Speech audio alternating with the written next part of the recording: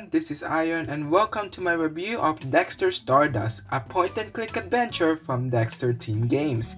And thanks to Flynn's Arcade for providing me an early copy of the game for the Switch version, that I was able to become one of the first players to play through the entire game. Although for this review, I'll mainly provide my thoughts after my initial playthrough of the first half of the game.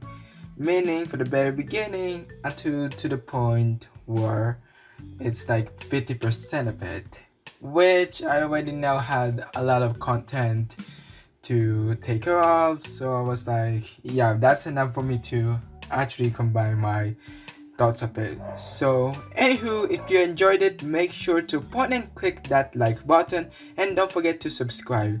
And with that, there's actually going to be plot spoilers, but otherwise, let's dive in with Dexter Stardust.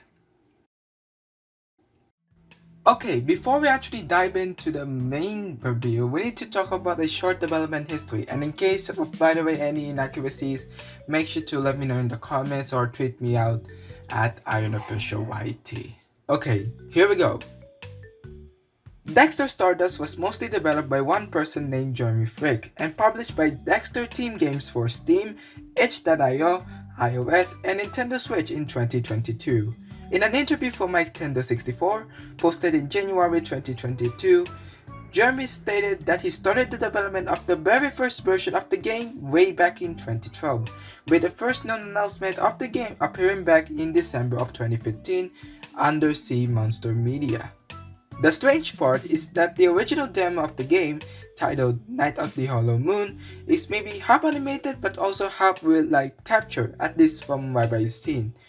The original demo has a very different plot with a very different art style. Luckily, the very first demo is still available on their itch.io website, and I'll be downloading and playing the game real soon. So we will talk about that for another day. Anyways, this will later be overhauled when it announced a new demo titled Delivery for Venus, which is episode 0, both as the demo feature of the final game and also part of the full game itself. This introduced a brand new artwork, environment, and of course, a brand new V-form plot. Anyways, let's start the actual part of the review. The plot of the game is that Dexter Stardust, along with his Uncle Jedo, escaped from the invasion of Berisians, who was first discovered by humans a long time ago. And then suddenly, while they were away to space, boom! Their planet became a freaking brownish land of sadness, with all humanity destroyed except them and some people who were scattered in various planets. Then he met Aurora, and together they are going on an adventure to be able to find out what has been happening and how to save the humanity for the next 4 episodes. And in between them, they will eat some tacos at the taco shack. No, I do not make this up. This actually happened. Roll the clips. How can anyone not like Taco Shack?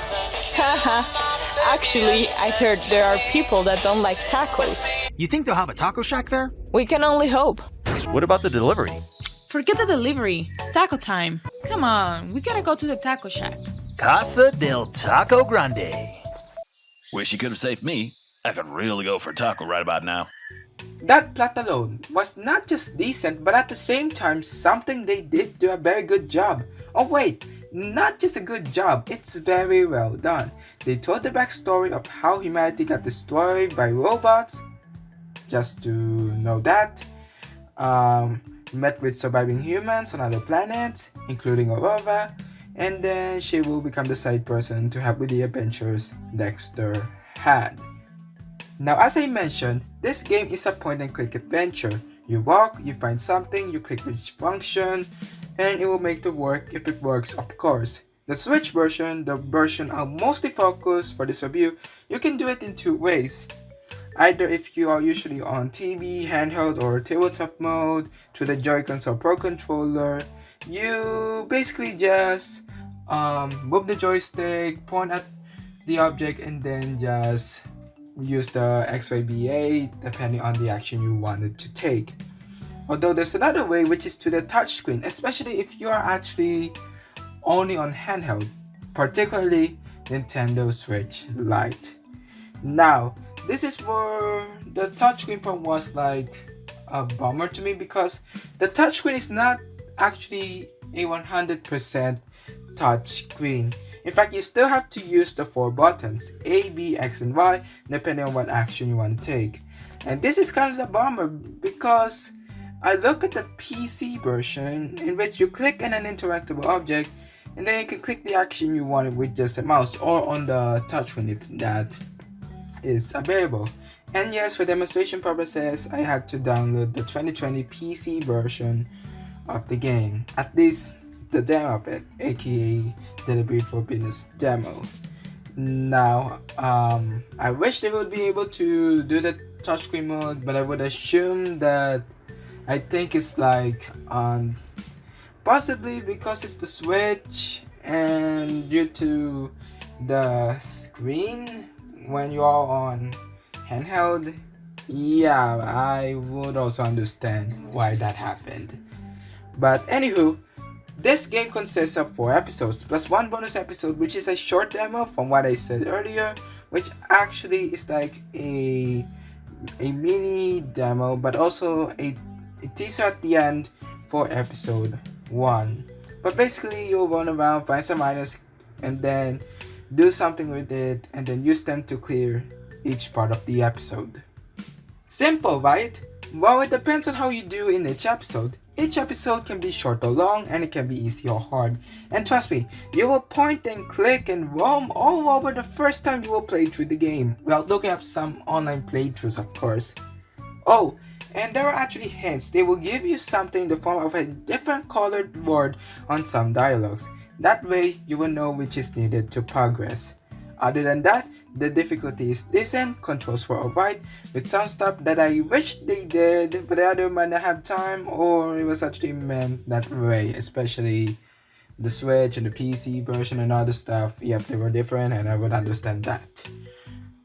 But yeah, it's actually great. But before I proceed to the end, I will talk a bit of extra stuff. But since I'm nearly running out of time and we need to end it soon, I'm actually just gonna discuss it in 30 seconds. Actually, hold up.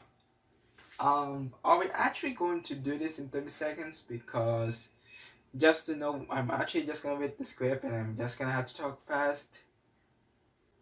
Okay, you sure? I'm basically just gonna do it in one take. Okay. Well, here we go. Voice acting is fantastic. Mark Alejandro as Dexter Stardust, Tolo Mendez as a robot, Jeremy Frick as others, and even others who I didn't mention did a great job at doing their voiceover for the whole game. And even if it did have a long development history, Jeremy Frick, the co-founder of Dexter Team Games, did a fantastic job of music, sound effects, lines, artworks. Mwah, I love it. And lastly, the director commentary tracks, I listened to it. He talked about the development, the inspiration behind the process, and all that. I did love it. And all of that extra stuff, I do love it overall. Alright, was it 30 seconds? Yeah, they actually had some mistakes. And nearly a bit too much. Yeah, who cares? We're actually gonna finish this. You know, Dexter Stardust is a really fun game, even if I played half of the game itself. It's fun, challenging, has tons of inspiration, and it's taco-y. Wait, that last one wasn't supposed to be in? Probably I heard too many tacos. But overall, even if I did have some problems from the initial controls to probably the difficulty set in the game is very interesting and I did have a lot of fun. Anyways, final score on a scale of 1 to 10, I give this game a 9 out of 10.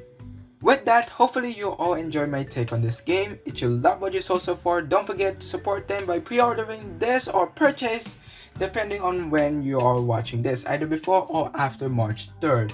Which, by the way, is Nintendo Switch's 5th year anniversary or birthday, so happy birthday Nintendo Switch.